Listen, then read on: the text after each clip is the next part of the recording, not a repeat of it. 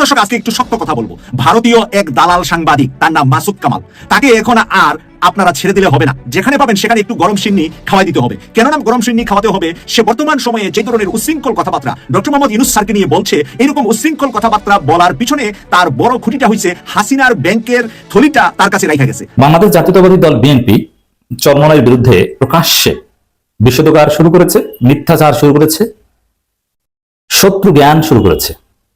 শত্রুদের যেভাবে ঘায়েল করার জন্য নানান অপবাদ দেওয়া হয়, বিএনপি এখন চরমনাইকে এসে অপবাদ দিচ্ছে। আমাদের বাংলাদেশের নাগরিক কিভাবে ডিল হবে, বাংলাদেশের মানুষ কিভাবে প্রোটেক্ট হবে, এটা entirely it is our affairs. This is nothing to do by the Indians. ইন্ডিয়ানরা এখানে আমাদের ইন্টারনাল অ্যাফেয়ার্সে নো স্পোক করে। We want the Indian stupid foreign policy makers to stop it right away. আমরা আমাদের বাংলাদেশ কিভাবে চলবে সেটা আমরা ডিসাইড করব। শুনে অবাক হবেন, তারেক রহমান নিজেই এবার কার সাথে মিলে ডক্টর ইউনূসের বিরুদ্ধে কত বড় ঘটনা ঘটাতে চাইছেন। দর্শক, আমরা সমগ্র বাংলাদেশি যার বিরুদ্ধে এই কয়েকদিন যাবত সোচ্চার, তুলসী গাবার্ডের কথা শুনেছেন না? তুলসী গাবার্ড একজন ইসকন সদস্য, একজন বিজেপি সমর্থক, একজন নারী, মার্কিন যুক্তরাষ্ট্রের সবগুলো গোয়েন্দা সংস্থার প্রধান, ডোনাল্ড ট্রাম্পের অত্যন্ত কাছে, নরেন্দ্র মোদী, শেখ হাসিনার অত্যন্ত কাছে। আমাদের লাইভের বিষয়ে বাংলাদেশের সবচেয়ে হাস্যকর নায়ক সেই ব্যক্তি যিনি জানেন না যে তিনি নায়ক নন, অনন্ত জলিল, গার্মেন্ট ব্যবসায়ী অনন্ত জলিল। আজকে Ananta Jalil he was like busted about Bangladesh government's policy right now in terms of RMG sector. অর্থাৎ গার্মেন্টস ইন্ডাস্ট্রি নিয়ে, গার্মেন্টস ইন্ডাস্ট্রি বন্ধ হয়ে যাচ্ছে, উনি বেতন দিতে পারতেছেন না, মানে হাত জোর করে সরকারের কাছে এই সেক্টরটাকে বাঁচানোর জন্য অনুরোধ করতেছেন অনন্ত জলিল। আল্লামা মামুনুল হক সাহেবের কদর বেড়েছে বিএনপিতে। দীর্ঘ প্রায় 16 বছর পর্যন্ত আমি বাংলাদেশ জাতীয়তাবাদী দলকে এই একটি কথাই বলতাম যে বাংলাদেশের রাজনীতিতে লম্বা সময় যদি রাজনীতি করতে হয়, এদেশের সকল ধর্মপ্রাণ মানুষদেরকে মূল্যায়ন করি, আপনাকে আমাকে রাজনীতি করতে হবে।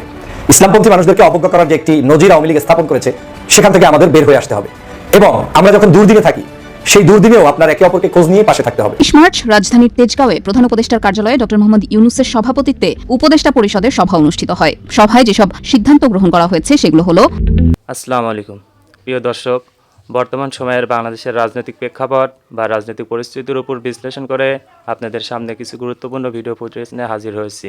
এমনকি যারা ভিডিওটি অন করেছেন তারা ভিডিওটি না টেনে সম্পূর্ণ মনোযোগ সহকারে দেখবেন, তাহলে ভিডিওর মূল রহস্য বা আসল ঘটনাগুলো জানতে বা বুঝতে পারবেন। তো প্রিয় দর্শক, আমি আর বেশি কথা বাড়াবো না, চলুন দেখে আসি সেই আজকের কাঙ্ক্ষিত ভিডিওগুলো। তবে তার আগে বলি, যারা এখনও চ্যানেলটি সাবস্ক্রাইব করেননি তারা সাবস্ক্রাইব করে পাশে থাকা বেল আইকন বাটন ক্লিক করে দিন, আর যারা ইতিমধ্যে সাবস্ক্রাইব করে রেখেছেন তাদেরকে অসংখ্য ধন্যবাদ। তো চলুন দর্শক, একটা লাইক দিয়ে আমরা ধারাবাহিকভাবে সকল ভিডিওর বিস্তারিত আলোচনা দেখে আসি। প্রিয় দর্শক, আজকে একটু শক্ত কথা বলবো। ভারতীয় এক দালাল সাংবাদিক, তার নাম মাসুদ কামাল, তাকে এখন আর আপনারা ছেড়ে দিলে হবে না। যেখানে পাবেন সেখানে একটু গরম সিন্নি খাওয়াই দিতে হবে। কেন নাম গরম সিন্নি খাওয়াতে হবে? সে বর্তমান সময়ে যে ধরনের উচ্ছৃঙ্খল কথাবার্তা ডক্টর মোহাম্মদ ইউনূস স্যারকে নিয়ে বলছে, এইরকম উচ্ছৃঙ্খল কথাবার্তা বলার পিছনে তার বড় খুঁটিটা হয়েছে হাসিনার ব্যাংকের থলিটা তার কাছে রাখা গেছে। তার কাছে খুঁজতে গেলে হাসিনার ঘরের সোনার উপার কোনো একটা থলি তাকে দিয়ে গেছে। তাকে এই কারণে আপনাদের তল্লাশি করতে হবে তার বাড়িঘর, আপনাদেরকে তার খোঁজখবর নিতে হবে। তার ড্রেসআপ এবং পোশাক আশাক দেখে এখন বোঝা যাচ্ছে ফকিন্নির পোলার নাম যে পদ্দুল হোসেন, আমি মাঝে মাঝে বলে থাকি, তার কারবারটা এখন সেই পর্যায়ে গিয়েছে।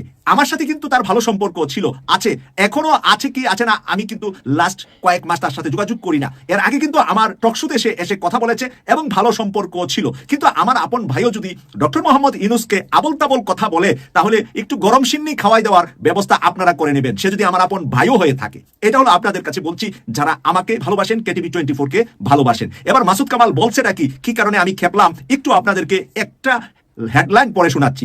ডক্টর ইউনূসের একটা বিদেশ প্রীতি আছে, সবসময়ই আছে। 2 কলম ইংরেজি বলতে পারলে ওনার খুব পছন্দ হয়। আচ্ছা, এই জানোয়ার জানে না যে উনি আন্তর্জাতিক অঙ্গনে কত বেশি ফেমাস এবং সম্মানী ব্যক্তি, যাকে প্রায় বিশ্বের 200টা বিশ্ববিদ্যালয় থেকে সম্মানজনক ডক্টরেট ডিগ্রি দিয়েছে। সেই মানুষটা ইংরেজি বলবে না নাকি বাংলায় বলবে? আপনারা বলেন, ওনার কি দোষ ওনার ইংরেজি বলা? উনি বাংলা আর ইংরেজি ছাড়া অন্য কোনো ভাষায় কি কথা বলে? ওনার ভাষা তো দুইটাই, একটা হলো ইংরেজি। উনি তো ডক্টরেটই করেছেন আমেরিকাতে, সেটা তো ওই জোয়ান বয়সে চট্টগ্রাম বিশ্ববিদ্যালয়ের ইকোনমিক্সের শিক্ষক হয়েই তো উনি আমেরিকায় গিয়ে পড়াশোনা করলেন। তাহলে একজন ইয়াং মানুষ ডক্টরেট করেছেন আমেরিকাতে, ওখানে কি আমেরিকায় বাংলায় পড়ায় যে বাংলায় কথা বলা যাবে? আর উনি যে সারা বিশ্ব নেতাদের সাথে বসেন, বিশ্ব নেতারা ওনাকে ফোন করেন, ওনার ফোনের জন্য বিশ্ব নেতারা অপেক্ষা করে। সেই ডক্টর মোহাম্মদ ইউনূসকে বলে 2 কলম ইংরেজি বলতে পারলে উনি পছন্দ করেন। আরে বেটা, কার সাথে কার মিল? বা তুমি মাসুদ কামাল বাংলাদেশে বাংলা সাংবাদিক আছো, বাংলায় লেখালেখি করো, বাংলায় কথা বলো, এতে তো আমাদের কোনো আপত্তি ছিল না, বা আমাদের কোনো আপত্তিও নাই। একজন প্রগতিশীল সাংবাদিক, তুমি ইসলাম মানো কি মানো না, তোমার মতন বহু সাংবাদিক আছে পশ্চিম দিকে আসারও খায় না, তুমি খাও কি খাও না সেটা আমার জানার বিষয় না, এটা তোমার ব্যক্তিগত বিষয়। কিন্তু তুমি ডক্টর মোহাম্মদ ইউনূসকে 2 কলম ইংরেজি জানলে পছন্দ করে এমন কথা বলবা, এটা বাটপার ছাড়া কোনো ভালো মানুষ এই কথা বলতে পারে আমি বিশ্বাস করি না। যে কোনো মানুষ হোক, পৃথিবীর বহু ইসলামিক স্কলার আছে, তাদের ইংরেজি শুনলে এত ভালো লাগে, ইংরেজি ওয়াজ আমরা প্রচুর শুনি তাদের, কারণ তাদের কথাগুলা ইংরেজিতে বললেও মনে হচ্ছে যে আমার মায়ের ভাষায় বলছে, এত সুন্দর করে ওনারা বুঝিয়ে বলতে পারেন। তো প্রিয় দর্শক, সেই কারণে আমি আজকে মাসুদ কামালকে একটু গরম সিন্নি আপনাদেরকে খাওয়ানোর কথাই, যেহেতু এখন এটা মিডিয়াতে বলতেছি বা ইউটিউবের ভিতরে এর সাথে বেশি কিছু বলতে পারলাম না আর কি, বললে তো আবার একটু ইউটিউব চ্যানেল আমাকে আবার একটু লাল দাগ মাইরা দিবে, সেই কারণে আর একটু বেশি বলতাম, আর একটু বেশিটা আপনারা বুঝে নিবেন এবং সেই অনুপাতে আপনারা এখন থেকে গরম সিন্নির জন্য প্রস্তুতি নেন। কারণ 32-এ যে গরম সিন্নিটা আমাদের ডাক্তার পিনাকি ভট্টাচার্য দেখিয়েছে, ওরকম একটু গরম সিন্নি প্রয়োজনে ছাড়তে হবে আমাদেরকে। এবার দেখেন, ডক্টর মোহাম্মদ ইউনূসের মতন এরকম বিনয়ী, এরকম সুন্দর মানুষ গড়ার কারিগর পৃথিবীতে কম আছে। কেন কম আছে? পুলিশকে গত 2 দিন আগে পুলিশের ঊর্ধ্বতন কর্মকর্তাদের ডেকে নিয়ে যেই ভালোবাসাটা দিয়েছে তাদেরকে, এই ভালোবাসাটা শুনলে ভালো মানুষ যদি আপনি হন, আপনার চোখে পানি চলে আসবে। কেন বলছে? দেশটাকে তো ভাই বাঁচাতে হবে। এই দেশের পুলিশ বাদ দিয়ে দেশ চালাতে পারবেন? পুলিশ থাইকা হতো 5 বছরের শিশুকে গণধর্ষণ করা হচ্ছে, দর্শন করা হচ্ছে। তাহলে বাংলাদেশকে রিফর্ম করতে হলে পুলিশের ভিতরে যারা ভালো আছে তাদেরকে সামনে দিতে হবে, আর যারা মন্দ কাজ করেছে তারা যদি তওবা করে ফেলে, আরে তওবা করলে তো আল্লাহ মাফ করে, আপনি মাফ করবেন না কেন? তারা যেই স্বৈরাচার হাসিনার কারণে তারা অন্যায় করেছিল, সেই হাসিনা তো আর এখন নাই।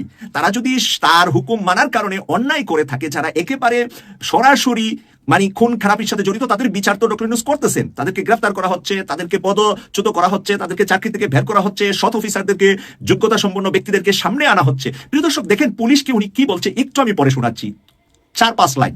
নতুন বাংলাদেশে পুলিশকে দেখিয়ে দিতে হবে আমরা মানুষ খারাপ না। নতুন বাংলাদেশে পুলিশকে দেখিয়ে দিতে হবে আমরা মানুষ খারাপ না। খারাপ মানুষের পাল্লায় পড়েছিলাম, খারাপ মানুষের পাল্লায় পড়েছিলাম, আমরা নিজেরা খারাপ না, সেখান থেকে বের হয়ে এসেছি।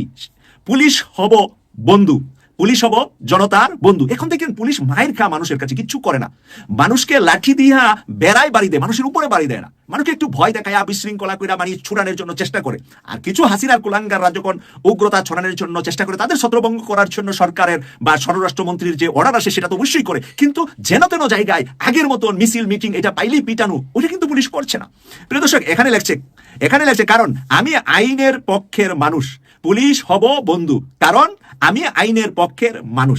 এই ইমেজটা যদি প্রতিষ্ঠিত করতে পারি, মানুষ অতীতের সব কথা ভুলে যাবে। প্রিয় দর্শক, এই ইমেজটা যদি তারা তৈরি করতে পারে, মানুষ অতীতের সব কথা ভুলে যাবে। তাছাড়া উনি যে বিশ্লেষণটা তাদেরকে করেছে, ভিডিওটা যে আমি শুনেছি, সেখানে এত সুন্দর মায়াবী কথা তাদেরকে বলেছে এবং তাদেরকে দেশ করার জন্য, দেশপ্রেমের জন্য, এবং ওখানে থেকে অনেক পুলিশের চোখের পানি পড়ে গেছে। আমি যা সংবাদ পেয়েছি যে ওনার কথা শুনে যে এত অন্যায় জুলুম হাসিনার অর্ডার মেনে আমরা করেছি, আর আজকে উনি কি মায়া মমতা দিয়ে আমাদেরকে উৎসাহ দিয়ে মানুষের কাজ করার জন্য, মানুষের কল্যাণের জন্য উনি বলছেন। প্রিয় দর্শক, এই মানুষটাকে যদি বলে 2 কলম ইংরেজি জানলে উনি পছন্দ করেন আর না জানলে অপছন্দ করেন, এই সমস্ত ফালতু কথা শুধুমাত্র মূর্খ মানুষরা বলতে পারে। কিন্তু এর মতন একজন সাংবাদিক কি করে এই ধরনের কথা বলে? বাংলাদেশের 54 বছর বয়সে, 54 বছর বাংলাদেশের বয়স, আর ডক্টর মোহাম্মদ ইউনূসের 84 বয়স শেষ করে এখন 85-তে যাচ্ছে। উনার মতন একজন বিজ্ঞ, পণ্ডিত, শিক্ষিত, মার্জিত, মেধাবী এই পর্যন্ত গত 7 মাসে একটা কথা হাসিনা ছাড়া, আওয়ামী লীগ ছাড়া আর কোনো মানুষকে, কোনো একটা দলকে, কোনো একটা রাজনৈতিক দলকে একটা কটু কথা উনি বলেছেন, যেই কথাগুলা বলেন মেধা এবং যোগ্যতা দিয়ে বলেন। তাই এই মানুষটার বিরোধিতা যারা করে তারা ভারতের গোলাম আগেও ছিল, কিন্তু আগে ছিল ছোট চুনাপুটি, চান্স পাইছে না আওয়ামী লীগের কারণে। এখন আওয়ামী লীগ নাই, এখন হাসিনা তাদেরকে পুটলা দিয়ে তাদেরকে মাধ্যমে আওয়ামী লীগকে পুনর্বাসন করতে চাচ্ছে। তাই এই কুলাঙ্গাদেরকে আমরা ছাড়ব না। যারা এই 24 জুলাইয়ের গণ অভ্যুত্থানকে লালন করেন হৃদয়ে, তাদের সামনে যেন 24 গণ অভ্যুত্থানের বিজয়ের বিরুদ্ধে কেউ কথা বললেই কালার ধরে ফেলবেন।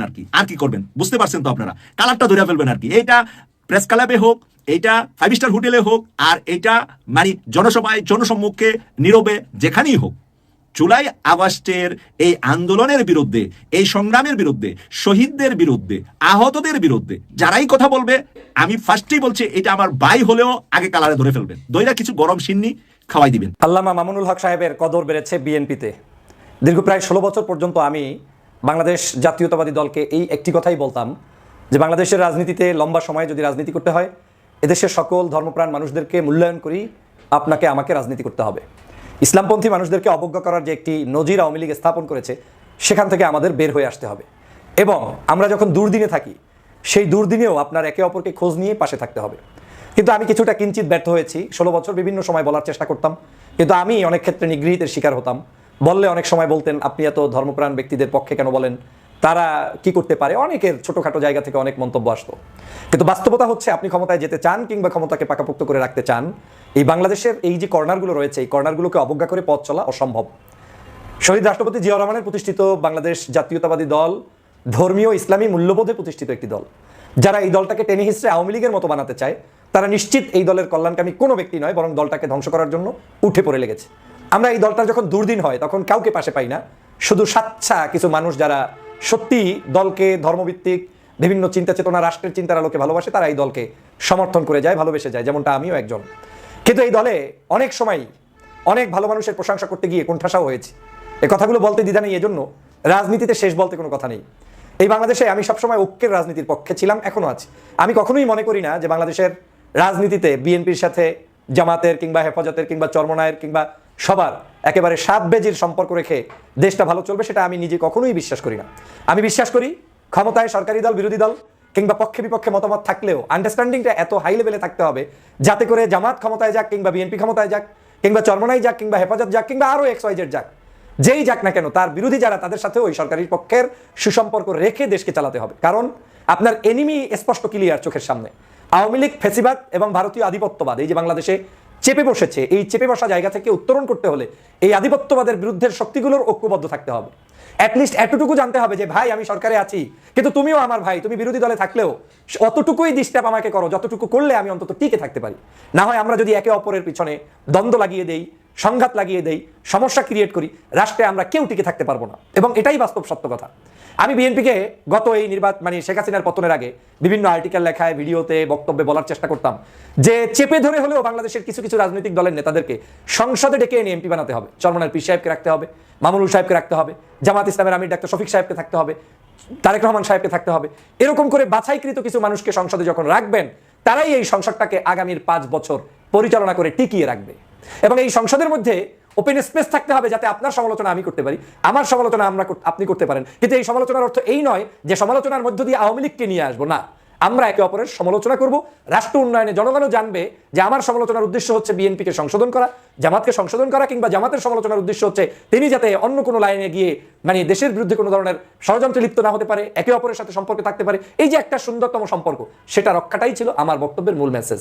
আমি আজও বলছি, গতকালকের ছাত্র দলের অনুষ্ঠানে মামুনুল হক সাহেব সম্মানিত হয়েছেন, তিনি বক্তব্য দিয়েছেন এবং তিনি ভূয়সী প্রশংসারও শিকার হচ্ছেন বিএনপির জায়গা থেকে। এই মামুনুল হক সাহেব যখন জুলুমের শিকার হয়েছেন, অত্যাচারিত হয়েছেন, 43টার অধিক মামলা নিয়ে জেল জুলুমের শিকার হয়েছেন, একমাত্র আমি আবারও বলছি, আমি বিএনপি ঘরানার ইসলামী মূল্যবোধের শক্তির একজন লোক হিসাবে শত শত টকশোতে তার জন্য আমি কথা বলেছি। অনেকেই তখন আমাকে হাসতেন যে আপনি ওনাদেরকে নিয়ে এত নাচেন কেন? তা আমি ওনাদেরকে নিয়ে নাচি নাই, এখন আপনি ওনাদেরকে নিয়ে নাচছেন কেন? আমি যেটা নাচতাম সেটা দূরদর্শী প্ল্যানের ভিত্তিতেই নাচতাম।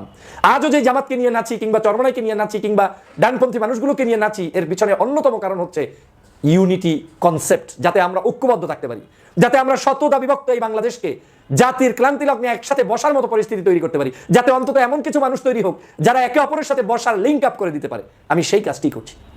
আজকের এভাবে প্রত্যেকটি রাজনৈতিক দলের নেতাদের সাথে আমাদের সুসম্পর্ক রক্ষা করা উচিত এবং রক্ষা করতে হবে। আপনাদের নিশ্চয়ই মনে আছে, একসময় চরমনার পীর সাহেবের বিরুদ্ধে অনেকে লেগে গিয়েছিল, আমি লাগি নাই। আমি তখন তার প্রশংসা করে বক্তব্য দিয়েছিলাম, তাকে সম্মান জানিয়েছিলাম, আজও জানাচ্ছি, এবং তারাও আমাকে অত্যন্ত স্নেহ করেন, কোনো সন্দেহ নাই। তার ফল কিন্তু দেশ ভোগ করছে। তারা পজিটিভলি আমাদের সাথে ঐক্যবদ্ধভাবে দেশ পরিচালনা এগিয়ে আসছে। তাদেরকে অনেকেই ট্যাগ লাগানোর চেষ্টা করেছেন, লাভ হয়নি, বরং তাদেরকে এখন প্রয়োজন। ঠিকই তাদের অফিসে মির্জা ফখরুল ইসলাম আলমগীর সাহেব অনেক দিন পরে গেলেও কিন্তু গিয়েছেন। তো যে কাজটা আমি করেছি 6 মাস আগে, 1 বছর আগে, সে কাজটা তো এখন করছেন। গণ অধিকার পরিষদের নুরুল হক নূরকে নিয়ে অনেকে অনেক কথা বলে একেবারে ঝাঁঝা করে ফেলেছেন, এবং এমনকি আমি নূরের পক্ষে অবস্থান নেয় অনেক আমার বিএনপির শরীররা আমার বিপক্ষে মন্তব্যও করেছেন যে নূর দিয়ে কি হবে, সে এইটা করতে চায়, ওইটা করতে চায়। এই ধরনের অনেক সাইড টকিং আমার কাছে এসেছে, আমি কখনোই টলারেট করিনি। আমার কাছে যেটা সত্য বাস্তবধর্মী মনে হয়েছে সেটা আমি সাপোর্ট করেছি। আজকে প্রিয় দর্শক, আমি আশা করছি নিউজটি সম্পূর্ণ মনোযোগ সহকারে দেখেছেন। নিউজ সম্পর্কিত কোনো তথ্য বা মতামত থাকলে কমেন্ট বক্সে জানিয়ে যাবেন। আজকের মতন এখানেই শেষ করছি। পরবর্তীতে কোনো নিউজ নিয়ে এ পর্যন্ত ভালো থাকবেন। আল্লাহ হাফেজ।